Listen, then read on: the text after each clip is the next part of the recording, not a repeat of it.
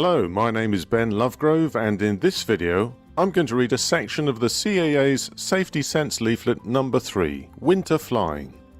The leaflet has been reproduced here in video format with the kind permission of the CAA. To download a copy of this or any other in the series to print off or store on your device, please visit www.caa.co.uk/safety-sense. Introduction. The purpose of this video is to advise pilots and operators of aeroplanes, helicopters and microlights of some of the problems they may encounter while flying in winter. Flight preparation. A. If you are planning to visit another aerodrome, make sure it is open. Mud, snow, flooding or frozen ruts may have necessitated closure. Daylight and airport operating hours are also much shorter in winter. B. Never fly in icing conditions for which the aircraft is not cleared. Do not be misled into thinking that because an aircraft is fitted with de-icing or anti-icing equipment, it is necessarily effective in all conditions. Most general aviation aeroplanes are not cleared for flight in icing conditions, although some protection may be given. Those cleared are generally cleared only for flight in light icing conditions, the equivalent of a build-up of 12 millimeters of ice in 40 nautical miles. General aviation helicopters are not cleared.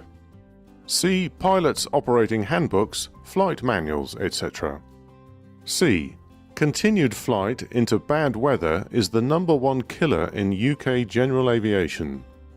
Get an up-to-date aviation weather forecast. The current Get Met booklet explains how. Copies available from the Met Office. D. The most likely temperature range for airframe icing is from 0 to -10 degrees Celsius. It rarely occurs at -20 degrees Celsius or colder. See paragraph 6C for carburetor icing conditions. Pay attention to any icing warnings. Note the freezing level. It can be surprisingly low even in spring and autumn. You may need to descend below it to melt any ice buildup, but be aware of high ground.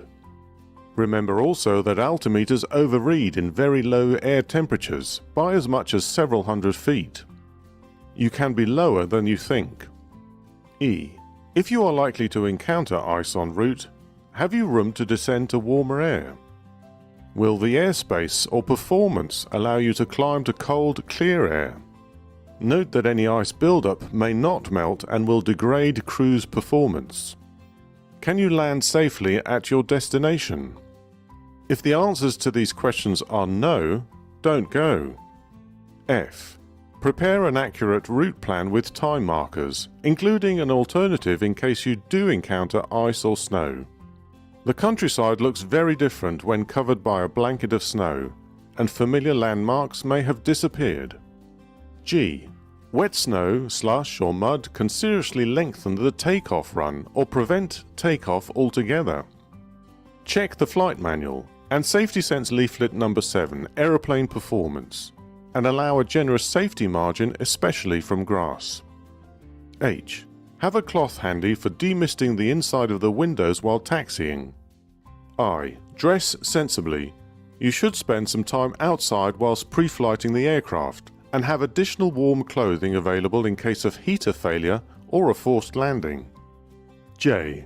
Some parts of the UK will be pretty inhospitable in winter, for example much of Wales and Scotland, so, especially if you are in a single-engine aircraft, file a flight plan and carry a few survival items in case of a forced landing.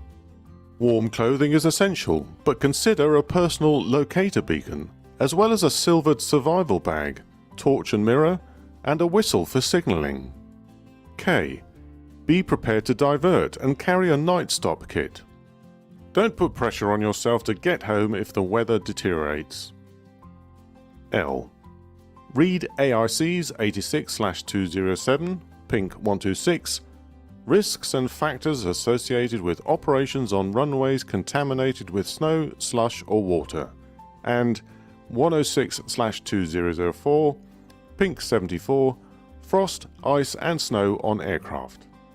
These are orientated to larger aircraft but do have useful information for general aviation. M. When snow has fallen, check SNOTAMs in the NOTAM series if available to find out if your proposed destination and alternates are open and which operational areas have been cleared. If there is an 8-digit code at the end of the METAR, it shows that winter conditions affect that aerodrome. It may be easiest to telephone them. The first 2 digits of the 8-digit code are the runway, and the last 2 the braking action. AIP Gen paragraph 3.5.10.12 gives further details and decode. Know the effect that braking action described as, for example, poor, will have on landing or abandoned takeoff distance you need to have available. Bear in mind the effects of a crosswind combined with an icy runway. That's the end of this section of the CAA's Safety Sense Leaflet number 3, Winter Flying. If you have any additional tips or experiences you would like to pass on, then please post a comment below. Subscribe to my channel and click the bell to be notified of the next video in this series.